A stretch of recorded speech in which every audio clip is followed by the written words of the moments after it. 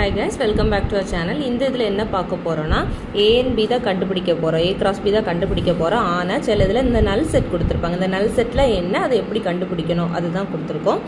ஓகேவா? ஏ வந்து எம்என்னு டேரெக்டாக கொடுத்துட்டாங்க. இது நல் செட். நல் செட்டுக்கு இன்னொரு ஃபார்மேட் என்ன எப்படின்னா, நல் செட் வெறும் செட் இருக்கும், உள்ள நம்பர்ஸ் இருக்காது, வேல்யூஸ் இருக்காது. ஓகேவா? அதே மாதிரி பேஜ் நம்பர் 3ல் பார்த்தீங்கன்னா ஒரு நோட் கொடுத்துருப்பாங்க. ஏ கிராஸ் பி வந்து நல் செட்டாக வரும் இஃப் அண்ட் இஃப் ஒன்லி ஏ வந்து ஒன்றில் நல் செட்டு இல்லாட்டி பி வந்து நல் செட்டு.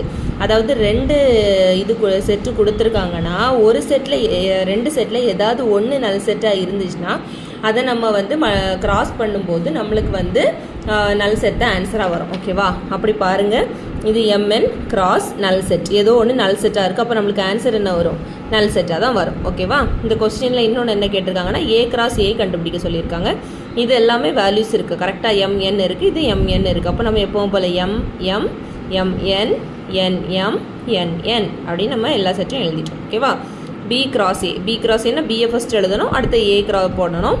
ஏதாவது ஒரு செட்டு நம்மளுக்கு நல் செட்டாக இருந்தாலே ஆன்சர் என்ன? நல் செட் தான் வரும். ஓகேவா?